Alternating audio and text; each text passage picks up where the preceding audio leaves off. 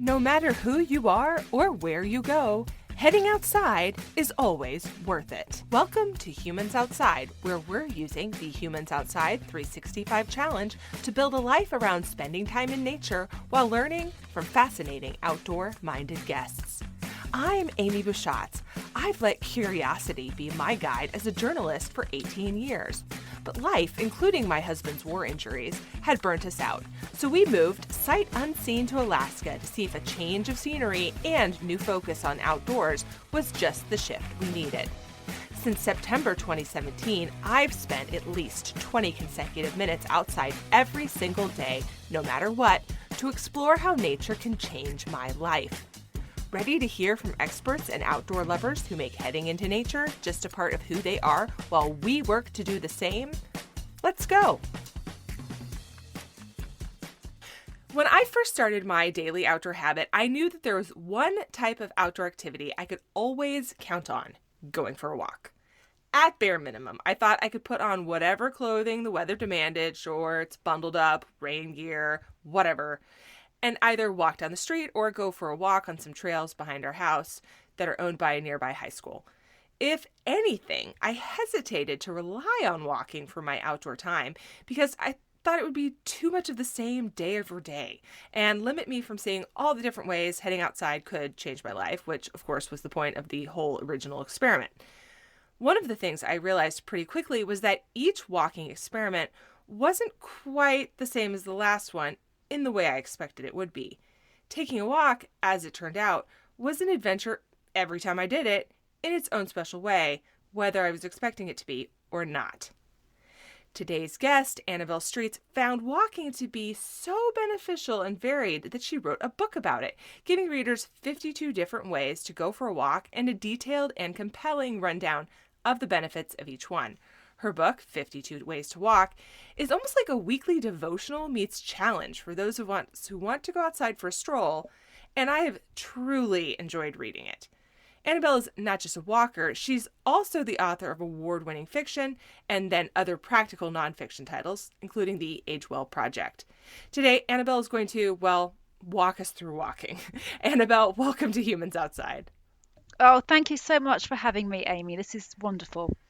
So we like to imagine ourselves talking to our guests in their favorite outdoor space, like we're hanging out somewhere that you love. Maybe in this instance, we're going for a walk, just an idea. But where are we talking with you today? Well, I think today we are talking as we walk beside the River Thames. The River Thames, as you probably know, runs through London, but it's also very close to my house. And I've been going there for 20 years. And I love walking beside water, rivers or canals, lakes, the sea. But the River Thames is quite special to me. So that's where we are, Amy.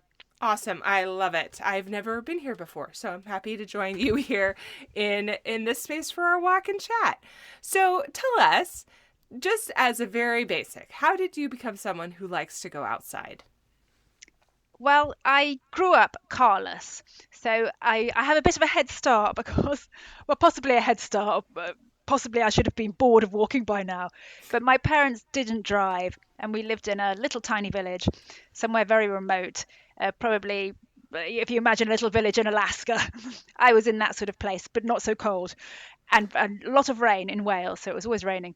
But because we didn't have a car, my parents couldn't drive, and there were no taxis or buses or anything, we had to walk if we wanted to go visit a friend, go to a birthday party, go to school, go to the shop, anything we wanted to do, we had to walk there. So I guess that's what started it, really. So it's never felt intimidating to me. It's always felt very comfortable. Having said that, when I got my first car, that was so incredibly exciting because I'd never been in a car. I just drove everywhere. I could not get out of my car. I loved it. But then after a few years in my car, I got terrible backache from sitting in a desk job and then sitting in my car and then sitting on my sofa all evening. And I thought, this is really not good for me. So then I started walking again.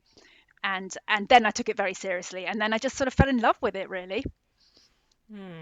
So if you grew up walking in the rain, then that's one of those things, and we'll talk about this in a little bit, but it's really intimidating to people is going outside and walking in not so ideal conditions. Like, oh, why would I do that? That sounds bad. It sounds uncomfortable. But it sounds like that's something that you were accustomed to right off the bat. There's no intimidation factor. It's just how you grew up. Yes, so that's right, Amy. It didn't intimidate me, but what I found later on was that none of my children and many of my friends and my husband, they would never come out with me if the conditions weren't absolutely perfect. So they were what I call fair weather walkers, which I think most people are. They might go out for a stroll on a Sunday afternoon if the sun is shining and it's all perfect. So for me in the UK here, we don't have those conditions very often. And I had this dog who needed a lot of exercise. And, day after day, I would say to family and friends, let's go for a walk. I need to walk the dog. And they would say, oh, it's too cold, or it's too wet, or it's too foggy, or it's too windy, or it's too dark, or I've just eaten. There were so many excuses. And one day I just thought, well, you know what? What if I could find a response to each one of these excuses? And what Mm. if every excuse they gave me was, in fact, a reason to walk rather than to sit on the sofa? So I just started sort of digging around in the research. And I'd already written a book about women doing long distance hikes, and that had a little bit of science in. So I was already quite interested in all of these studies that are being done in universities and medical schools and laboratories all over the world. And these studies often don't get much airtime because I think a lot of people think, oh, walking, yeah, that's boring. We know how to do that. And in fact, what I discovered was that we don't really know how to walk in the way that our ancestors did because we're spending so much time sitting in front of a laptop or a TV screen. And when we get up, our body, we're all out of alignment. We're not moving properly. Our hips are spreading because we're sitting on our butts all day. So I worked with some walking coaches, and the two of them separately, sort of realigned me and really taught me to sort of walk properly so that I could stride more efficiently and so that walking was actually more pleasurable. And from that point on, then I started looking at the footwear. Why, how is that affecting how I walk? And that's not something I never did before. I just put my trainers on and off I went. So I looked at things like footwear. I looked at things like the way I was carrying a bag and how that was all pulling me down to one side. Satchels and laptop bags. So you're sort of walking along, sort of tipped over half the time. And then I sort of looked at all these excuses about the weather. And then from there, I just sort of went and I ended up with sort of 52 things, which very conveniently fitted in for a year, a year of different walking styles. So that's a very long explanation, really. No, I was kind of wondering if you had to scratch around for 52 to meet that, but it sounds like you came up with 52 and then it was more like, oh, check it out, that's a year. So Yeah, and in fact, since then I found more because reports are still dropping into my inbox sort of every few weeks about something else about walking. So in fact, now I think I'm probably up to about 60, but there's 52. There are 52 in the book. yeah. And it's so interesting to me how you really flipped on its head this excuses into reasons. And you can take that and really apply that to so many things in life that are maybe a little uncomfortable on the outset, but once you start doing it, the discomfort almost becomes a reason to do it. Yeah, no, it's funny, isn't it? You're absolutely right. But yeah, some of the reasons that we give ourselves are that they're just because our brain is lazy or our body feels a bit tired. But actually, we now know from all of these studies that what our brain wants is it really wants to be worked a bit, and what our body Mm. wants is that wants to be worked a bit. So the sofa at the end of the day, the sofa looks very tempting, but Mm-hmm. actually, if we've been sitting down all day, our body doesn't really want to lie on the sofa. Our body really wants to go for a walk. So in fact, night walking was one of my big revelations because before I would never have gone out after dark. When it got dark, that was time to be indoors. And I discovered an amazing woman actually who leads these hikes, right through the night in really wild locations, which I would never have done that on my own. I'd have been far too scared. But she takes small groups and she walks in very remote places. There's absolutely no light at all, We're not allowed to have any torches or iPhones or anything, and we're not allowed to talk. So we walk for miles in silence with the sea pounding on one side and the wind on the other side. And it's a very wild and elemental experience that's completely changed my view about what I want to do in the evening. My favorite evening occupation now is not to sit on the sofa and watch a box set. It's actually to get my boots on and go out walking. So that's one of the many revelations I found while researching my book. Yeah, I'm so glad you bring that up because I have this year really discovered nighttime as well. I am with you. Daytime is for being outside and doing things in the daylight, and nighttime is for sleeping. The end. Period. End of story. Why would I go outside at night? It's dark. But if you don't go outside at night, you never see the stars. And you never have these sensory experiences, which is what you just described, being able to hear the waves crash and experience the space in a way that you never would notice because you're distracted by what you can experience in the daylight. Yeah, that's so true. And I think we forget, don't we, just how we're really dominated by our eyes. So when you walk at night, suddenly the vision is gone and you can't see. So what happens is your underused ears and your underused nose just flip straight into action. I think it's almost a sort of, it's a biological thing, isn't it? The body's like, hey, I can't see. Quick, smell, listen. There's danger around. And there may be danger in Alaska, but here, certainly in Europe, there's really no danger at all. We don't have bears or wolves. So the only danger, of course, is that you might fall over or you might trip. But what I found extraordinary was, one of the first things this walking woman coach said, she said, was just have faith in your feet. And I thought, what? No, she said, you've just got to trust your feet, trust them, which I thought was a bit, woo-woo. What does she mean? I'm sure I'm going to fall over and twist my ankle. But, she was absolutely right, because when it's dark, if you concentrate on your feet and you sort of let your brain go into your feet, it's extraordinary. You don't trip, you don't fall. Even in pitch black, your feet sort of learn to navigate the landscape in a way that never happens in the light. So that was another extraordinary thing that I discovered. Yeah, so I, for the first time literally ever, stayed up all night this past summer. I attempted to do a 100-mile run over a mountain pass here in Alaska. So listeners and you may have heard that the sun doesn't set in Alaska in the summertime, which is not entirely true in the entire state. There are definitely parts where that's true. Where I am, it does set, but it doesn't ever get completely dark for a period of the year. And then for the rest of the summer, it is dark for just a few hours. So at this particular time, the sun set around, it got dark around 11:30, and then it came back up around 5. So that period of time between those two hours, I was running with my friend, and I had a headlamp torch on, strapped to my forehead so that I could see routes and whatnot and not trip, and just to give us some visibility with people who were coming the other way. But I won. Like I said, I literally had never stayed up all night before, ever in my whole life. So there's no chance in the world that I would have been anywhere at that hour. Forget in the middle of nowhere in this just jaw-dropping mountain pass. Because I was there and because I was doing this at night, I saw the sunset, I saw the sunrise, I saw this space in the darkness, and then when I came, it was out and back, so on my way back in, it was starting to get light, or it was light in some of the spots I was in, so I got to then compare that to the light. It was the most extraordinary part of that experience, was being out there overnight and seeing that space and experiencing that space in those various times of darkness. And there are a lot of things about that race. Running 100 miles is no small thing. Attempting to run 100 miles, also no small thing. It was very hard, but that, I think, was my favorite part. Being able to just be immersed in that, in the darkness. And I never would have, I thought that was going to be the worst part. Full stop. Was like, I'm never going to do this again because I don't want to stay up overnight again. That was my prediction. So it was amazing. That sounds absolutely amazing. I'm very impressed. I'm very impressed by that. Gosh, wow. Because running is taking it to another level, because you really have to trust in your feet then, don't you?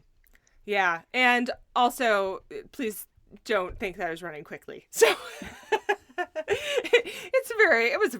there was a lot of walking in the middle of there, and it was a very slow run at the best of times. So that's how you run 100 miles if you're not an extraordinary runner, slowly. So neither here nor there. Well, congratulations. Well done. I take my hat off to you. Oh, thank you. Thank you. Hey humans, did you know you can officially join the Humans Outside 365 Challenge and score some really cool and exclusive challenge swag, including a finisher medal and a decal on humansoutside.com/challenge? You'll also get an outdoor challenge guide written by me for you, an exclusive challenge tracker, and insider info all year long. You don't want to be left out of this. There is never a wrong time to join the Humans Outside 365 Challenge. So get going. Join it today. Go to humansoutside.com/challenge to learn more now. Now, back to the show.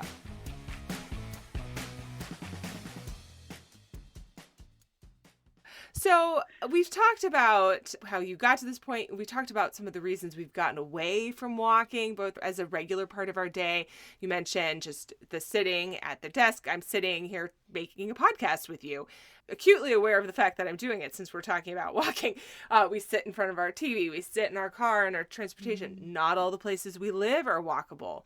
So do you think that those of us who are trying to spend more time outside skip over this like walkability or walking as a way to spend time outside? Do you think we skip over it too quickly, sort of just dismiss it as too easy or too obvious? Yeah, I do. I also think quite a lot of people think that walking is boring. In the way that they might not think running or cycling. So running or cycling, a lot of people think they might not do it, but they don't think it's boring. It has a little bit of sort of fitness glamour, doesn't it?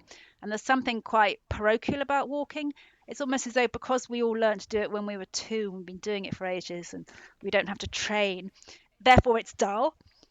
And certainly that's what I found with my children, you know, walking, that's really boring. It hasn't got the excitement of speed. And there's something sort of trudgy about tramping along. So I think we need to overcome that. I think the pandemic has been fantastic in that respect because a lot of people then had to walk if they wanted exercise or just to get out of their house. So a lot of people who didn't walk 2 years ago have discovered it and are now quite committed walkers.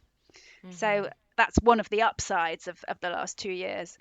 But I felt even then, the other reason I wrote my book was I thought, you know, what if they start all getting bored because they're just doing, you know, the same walk at the same time with the same person in the same place, and they've been doing it for 2 years through the pandemic, and it's like, oh, okay, maybe I'll go back to the gym now. And I guess I just wanted everyone to start thinking, oh, maybe I could walk in a different place, or I could walk without following my Google Maps, or I could walk with different people, or I could walk at a different time of day, for example, or I could walk backwards, or I could walk barefoot or in minimal footwear. So just to get people thinking about, you know, just keeping some novelty in their walking practice, if you like. You mentioned that you really like walking at night now. What is another favorite way to walk that you have? And I would love to know your least favorite way to walk, because there are 52 of them. They can't all be your favorite. So what's your least favorite way to walk? My least favorite, gosh, that's a really hard question because I sort of like them all. I suppose backwards walking is not something that I would do all the time. I do a little bit of it every now and then because I think it's very good for the brain, and it's also good for certain muscles that we don't use going forward. But I have to be honest, I don't go out and walk backwards for an hour every day. I would probably fall in the River Thames. Or I might get run over. Yeah. So it's not my least favorite, but it is probably the least practical. Yeah. This imagined conversation has taken a sharp right turn to a rescue operation as we fish Annabel out of the river because she decided that we are now walking backwards. It's time to go backwards. That's right, Amy. Come on, backwards. Other than nighttime walking, what's another favorite that you've developed? Walking beside water, which I suppose is obvious given I have the Thames here. But what I didn't realise was all of the science that goes into walking beside water. I just thought it was a nice, a nice river there, and one of the most memorable walks of my entire life, I think, is when I walked alone for 10 days and I followed a river through the south of France. And in fact, it was a river with a canal beside it. So quite often I was walking in the middle on this track with a huge river on one side, a canal on the other side. And I was on my own with a backpack, and I couldn't understand why I felt so happy all the time, because people, yeah, I was getting little messages from my family, are you missing us? And messages from my friends, you No. must be lonely. And I thought, why am I not, why am I really loving this? That's not quite normal. Besides, I went home and I started looking. In fact, I have read lots of books about water and what happens to our body and brain when we're near water. And it's all explained scientifically in some ways. So one of the things that happens with light is that it falls on our skin and it then creates a hormone called serotonin, which is the happy hormone. But when we're walking beside water, and particularly lots of water, so I had it on both sides of me, you've got all the light reflecting, so you've got double the amount of light. So you can think Mm. of that very crassly as double the amount of happiness. Hmm. I just felt so very happy, and I think part of that was just the abundance of light. And then there's also this theory, which I discovered from evolutionary biologists who believe that as soon as we're in the presence of water, for our ancestors, that meant food and it meant drink. It meant we were safe. So if we're near Hmm. water, we're safe, really. We're not going to starve or dehydrate to death.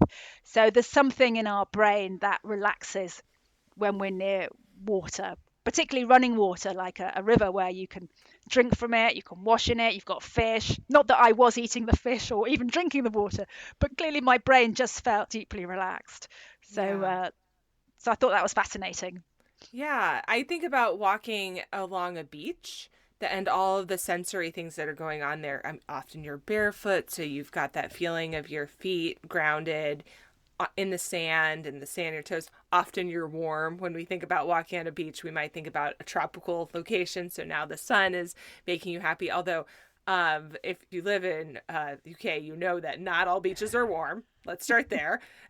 And I am from the coast of California, but Northern California, and I can attest not all beaches are warm. So, also in Alaska, not all beaches are warm. So, let's dismiss that. But it's still a wonderful feeling. Even walking around an icy beach is something that I love to do because you have the sound of the waves and and the smell and it's like a package deal.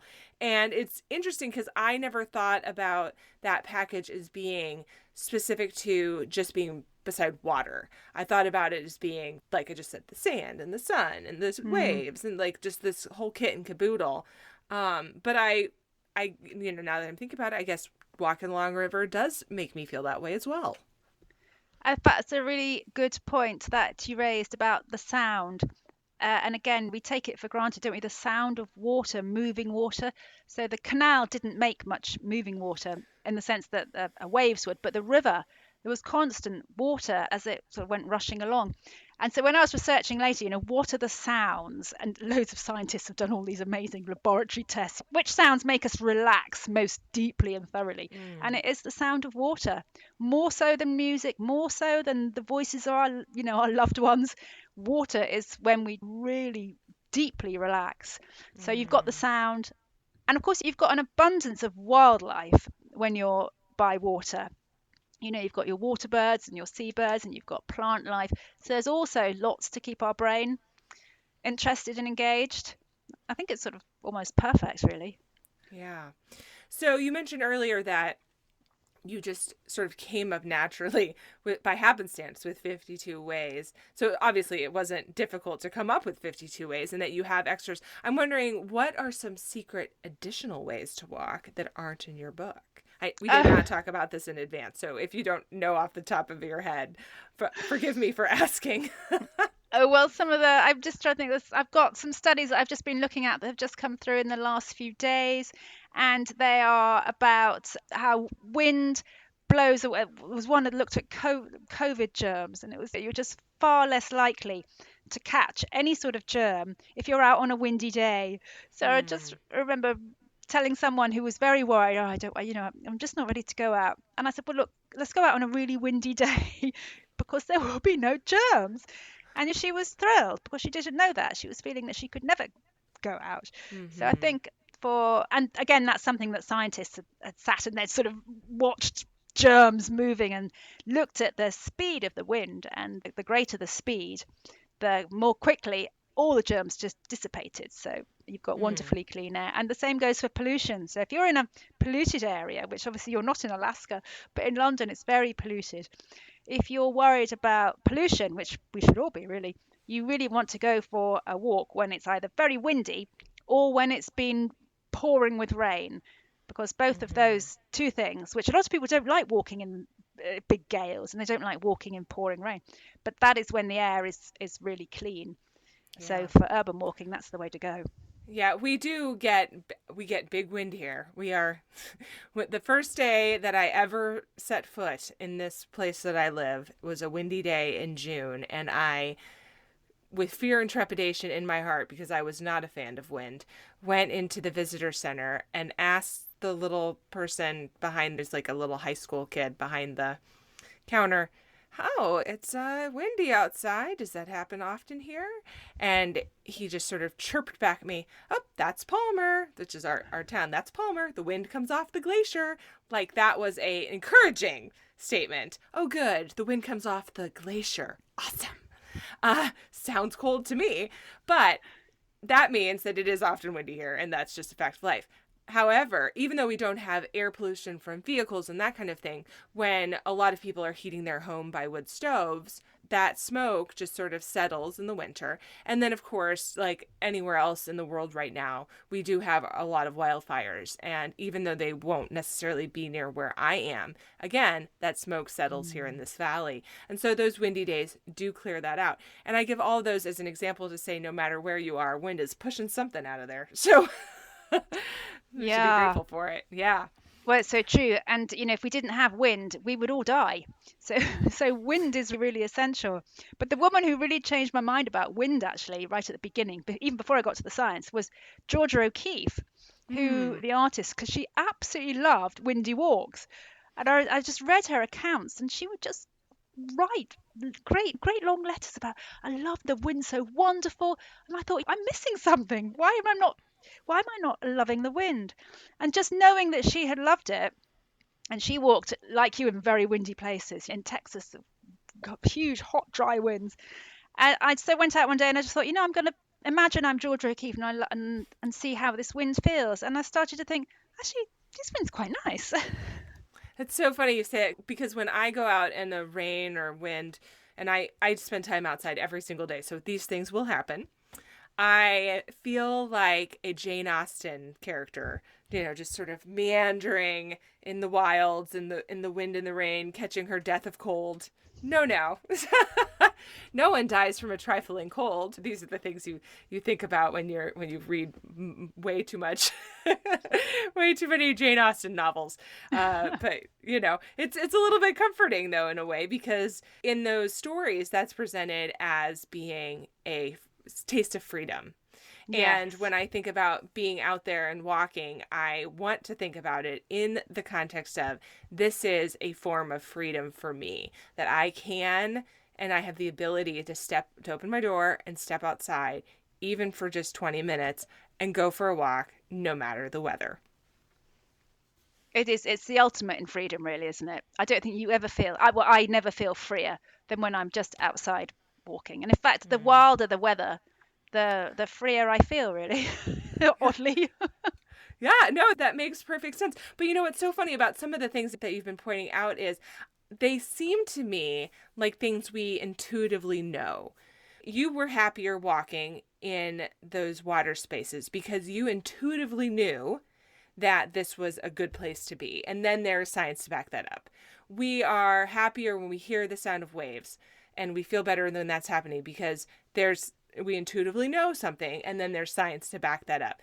When you are feeling wild and free out taking a walk, your body is telling you something, your brain is telling you something, and then your book presents the science to back that up. And I just love a book full of reasons why I should keep doing something that I already like. So You're absolutely right, Amy. And when I was looking at the history of walking, Hmm. and I found that, Coleridge, for example, the poet, he would walk from waterfall to waterfall. He called himself a waterfall chaser. And after he did these waterfall hikes, he often suffered depression, but he would always come back from his waterfall hike and his depression had gone.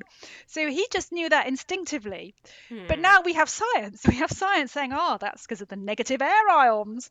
So I love the fact that our body actually knows it. We don't really need the data. Our bodies know it, but our brain needs the data, doesn't it, to Mm-hmm. convince us, yeah, to get Mm-hmm. off the sofa and go out. That's so true. Okay, can you give listeners 3 or 4 ways to get started with a walking habit? Oh, you mean for someone who just doesn't walk Yeah, and maybe somebody who doesn't walk or doesn't want doesn't to want, walk yeah, or doesn't want to walk or yeah. doesn't, or thinks that we're crazy because we are spending all of this time going on and on about how much we like going for a walk backwards. I suppose the first place to start, I think, is to start small. Don't go off and decide you're going to do a great long pilgrimage, 35 kilometers a day up and down mountains. Start small. Start with a 10-minute walk. Start with getting up and making it part of your routine. So, in the way that it's part of your routine now, Amy, and my routine, we just couldn't imagine not going outside, could we, and moving around a bit. So start small. Start with 10 minutes or 12 minutes. I think there's a chapter in the book called Take a 12-minute walk, because the scientists have discovered that a 12-minute walk is all it takes to change over 500 metabolites, little compounds in your body. So within 12 minutes, your body is saying, yay, I love this, I need this.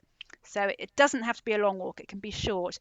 And also choose a route that suits you. So if you're not a sort of a hardened walker, find a route that's perhaps got a coffee shop on it so that you can grab a coffee or grab some water. Find a route that's perhaps got a bench on it so that there's somewhere to sit down if you're going to be a bit tired after 10 minutes or 5 minutes. And also find a route that you like. There's nothing worse than walking along a highway. So find some nature, and whether that's urban nature, a park or a cemetery. I love cemeteries. Hmm.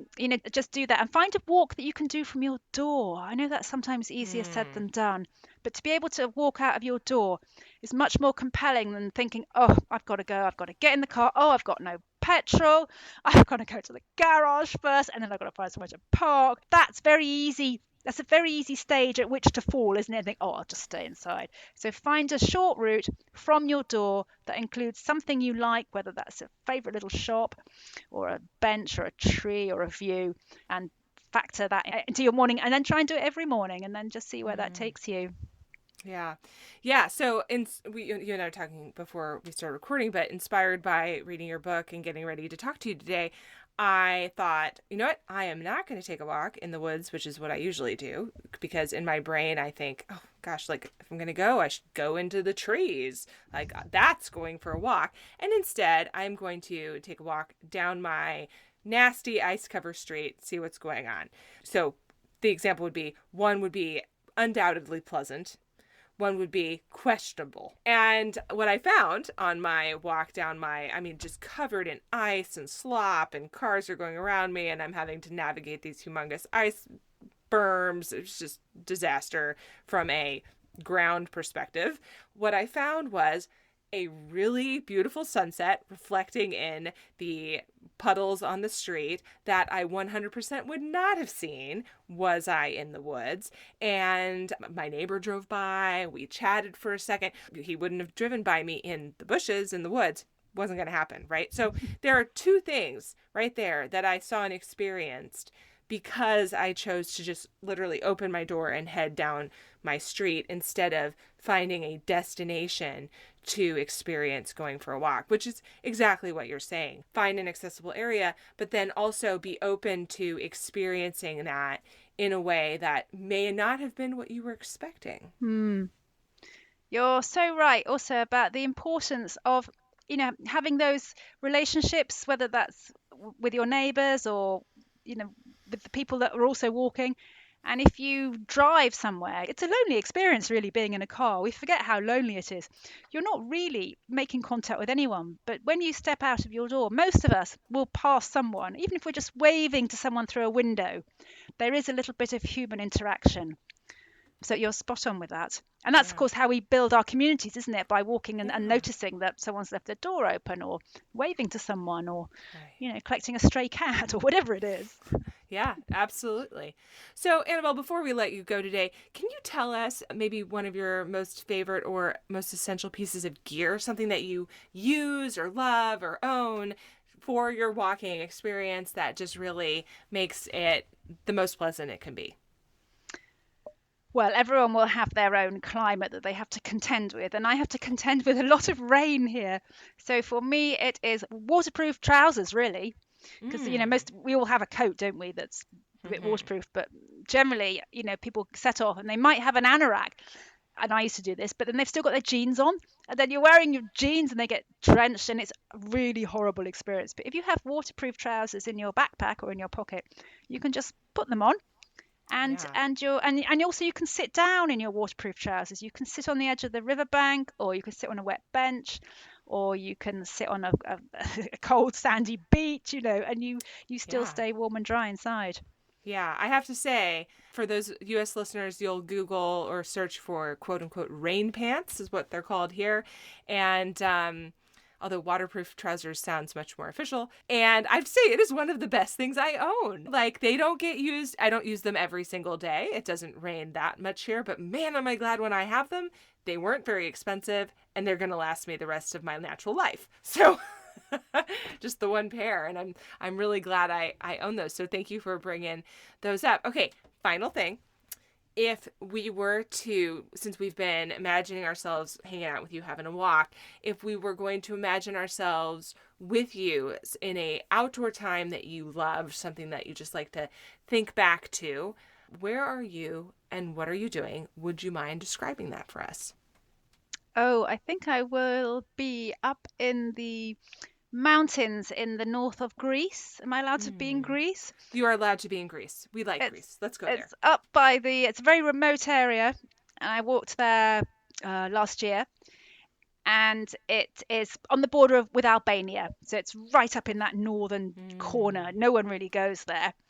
And we had been walking for days, and there were no roads, completely all off piste, really.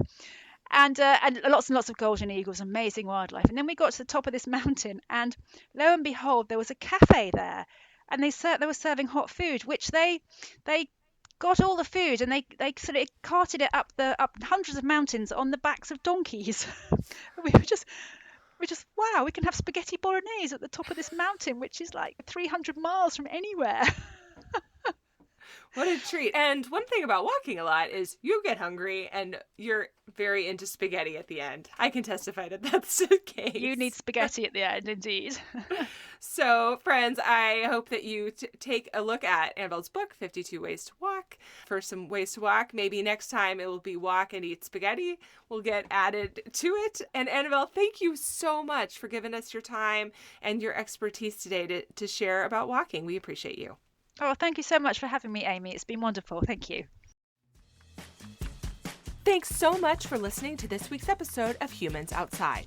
If you've enjoyed this episode, give us a little love and leave a rating and review to make it easier for others to find the podcast too. What you say matters. It really truly does make a difference. And until next time, we'll see you out there.